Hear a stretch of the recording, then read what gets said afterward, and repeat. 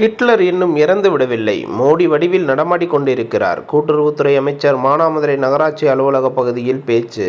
சிவகங்கை மாவட்டம் மானாமதுரையில் எல்லோருக்கும் எல்லாம் தமிழக அரசின் நிதிநிலை அறிக்கை விளக்க பொதுக்கூட்டம் மானாமதுரை நகராட்சி அலுவலக பகுதியில் நடைபெற்றது. இதில் கலந்து கொண்டு பேசிய கூட்டுறவுத்துறை அமைச்சர் KR பெரியகருப்பன், சட்டங்களை கடுமையாக்கினார். ஆனால் இன்றைக்கு ஜனநாயகத்தின் போர்வையிலே இன்றைக்கு ஒரு சர்வாதிகார ஆட்சியை மோடி அரசு இன்றைக்கு நடத்தி கொண்டிருக்கிறது.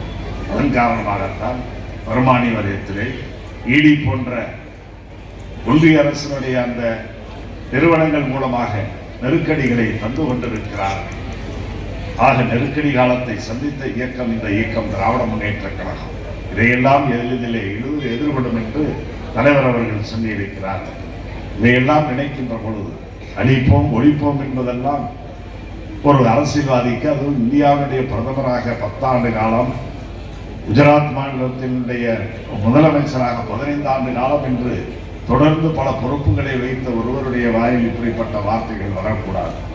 இது மிகப்பெரிய ஆபத்திற்கு இந்தியாவை அழைத்து செல்கிறார் என்பதுதான் அர்த்தம். ஹிட்லர் சொல்லியிருக்கிறார், யூத இனத்தை அழிப்பேன் என்று அன்றைக்கு சொன்னார். அதை போல இன்றைக்கு திமுகவை அழிப்பேன் என்று மோடி சொல்லுகிறார்.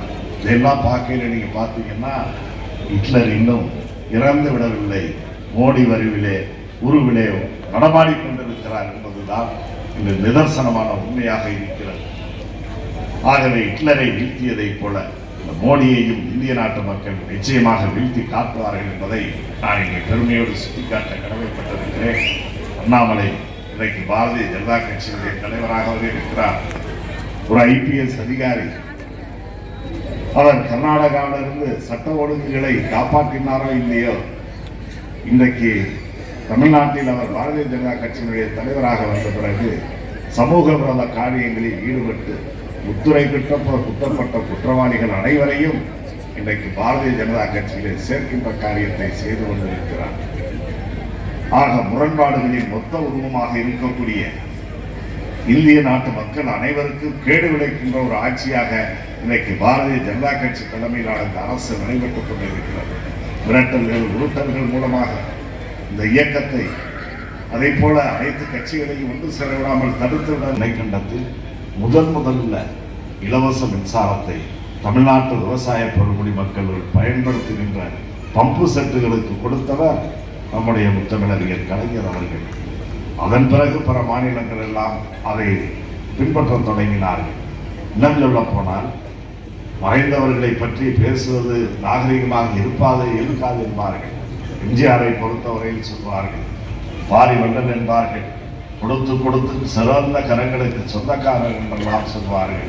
ஆனால் அப்படிப்பட்ட எம்ஜிஆருடைய ஆட்சி காலத்தில் அன்றைக்கு விவசாய பெருங்குடி மக்கள் அவர்கள் பயன்படுத்துகின்ற பம்பு செட்டுக்கான மின்சாரம் ஒரு யூனிட்டுக்கு 7 காசு 8 காசு இருந்துச்சு.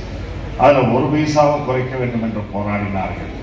நாராயணசாமி நாயுடு தலைமையில் தமிழ்நாட்டில் விவசாய சங்கம் மிக வலுவான போராட்டங்களை எல்லாம் நடத்தி, ஆனால் பிறகு எம்ஜிஆர் அவர்கள் வல்லல் என்றெல்லாம் வர்ணிக்கப்பட்ட அந்த எம்ஜிஆர் அவர்கள் தரவே இல்லை, 1 பைசாவை குறைக்கல.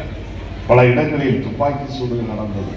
8க்கும் மேற்பட்ட விவசாய பெருங்குடி மக்கள் அந்த துப்பாக்கி குண்டுகளுக்கு வாகைக்குளம் போட்ட இடங்களில் பலியானார்கள் என்பது வரலாறு.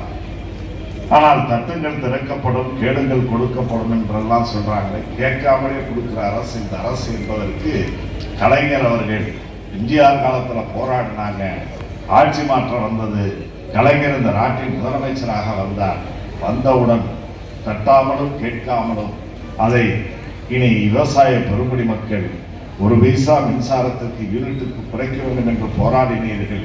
இனி நீங்கள் பயன்படுத்துகிற மின்சாரம் எவ்வளவு வேணாலும் பம்பு செட்டுக்கு பயன்படுத்துங்கள், 1 பைசா கூட கட்ட தேவையில்லை என்று அறிவித்தாரே, அவர்தான் இன்றைக்கு விவசாய பெருங்குடி மக்களுடைய தோழர் ஈடுபட்டிருந்தார்கள். நெல்லிக்காய்களைப் போல் சிதறி கிடந்த அந்த அனைத்து கட்சிகளையும் ஒன்று சேர்த்து 37 கட்சியா இந்தியா முழுவதும் இருக்கக்கூடிய 28 கட்சிகளையும் ஒன்று சேர்த்து இன்றைக்கு மோடிக்கு சும்மா சொப்பனமாக இன்றைக்கு அண்ணன் தளபதி அவர்கள் வழங்குகிறார். அதனுடைய